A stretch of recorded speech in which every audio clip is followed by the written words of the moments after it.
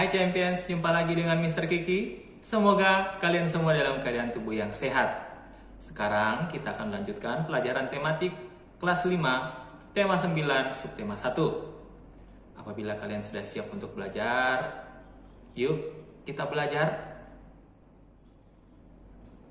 Muatan IPS menjelaskan garis lintang dan garis bujur suatu daerah.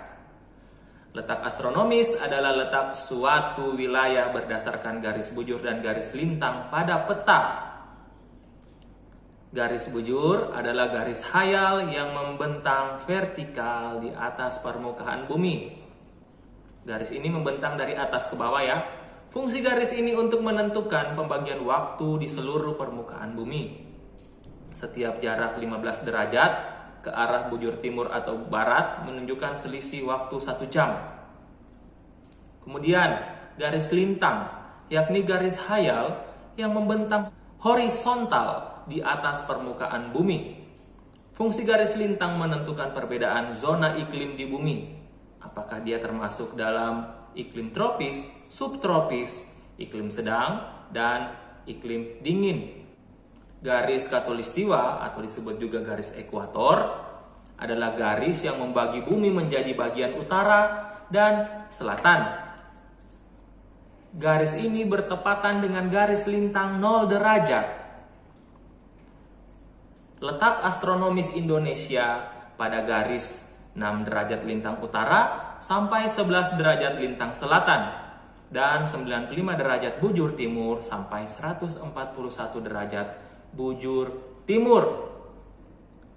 Wilayah yang berdekatan atau dilalui garis khatulistiwa beriklim tropis dan memiliki 2 musim, yaitu musim hujan dan musim kemarau. Berikut contoh garis lintang dan garis bujur di dalam peta. Silakan lihat gambarnya ya. Selanjutnya, kenampakan alam Indonesia. Kenampakan alam di Indonesia sangat beragam dan tersebar di wilayah perairan dan wilayah daratan. Mari kita lihat contoh kenampakan alam di perairan. Yang pertama, laut. Laut adalah kumpulan air asin yang memisahkan daratan satu dengan yang lainnya. Laut sempit di antara 2 pulau disebut selat. Contohnya Selat Sunda. Laut dimanfaatkan manusia untuk mencari ikan, olahraga air, serta sarana transportasi antar pulau. Sungai. Sungai yakni aliran air yang panjang dan besar yang berada di daratan. Sungai dimanfaatkan untuk irigasi lahan pertanian, pertambakan, atau perikanan, sarana transportasi, dan sarana olahraga. Silakan dilihat contoh gambar laut untuk sarana transportasi dan sungai untuk perikanan. Selanjutnya danau. Danau adalah cekungan luas yang digenangi air. Danau alami terbentuk sebagai pergeseran dasar bumi dan kawah gunung yang terisi air hujan atau biasa disebut danau vulkanik. Danau dimanfaatkan untuk sarana olahraga, pariwisata, dan budidaya ikan air tawar atau perikanan air tawar. Berikut contoh gambar danau untuk pariwisata. Ada Danau Toba, Danau Beratan di Bali, dan Danau Kelimutu di Flores. Selanjutnya, contoh kenampakan alam di wilayah dataran. Yang pertama, dataran tinggi, yakni daratan luas dengan ketinggian 200 sampai 600 meter di atas permukaan laut. Dataran tinggi memiliki udara sejuk sehingga dimanfaatkan untuk tempat peristirahatan, tempat wisata, dan perkebunan teh.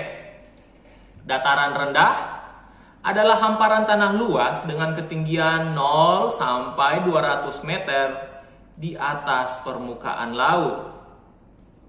Wilayah ini, dataran rendah ini dijadikan sebagai pusat kegiatan masyarakat, pertanian, perkebunan, dan perindustrian. Berikut contoh gambar dataran tinggi untuk perkebunan teh.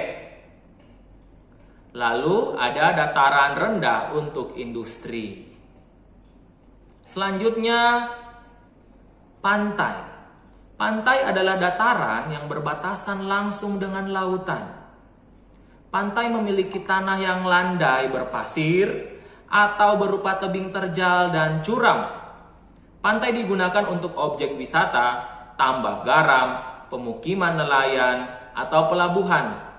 Berikut gambar pantai yang dijadikan objek wisata. Dan ada pantai yang dijadikan usaha tambak garam. Muatan SBDP jenis-jenis tangga nada. Tangga nada adalah nada-nada harmonis yang tersusun berjenjang. Tangga nada diatonis mempunyai 7 nada dengan jarak nadanya berbeda dalam 1 oktav. Tangga nada ini terbagi menjadi tangga nada diatonis mayor dan tangga nada diatonis minor. Tangga nada diatonis mayor memiliki susunan nada 1, 1, setengah, 1, 1, 1, setengah.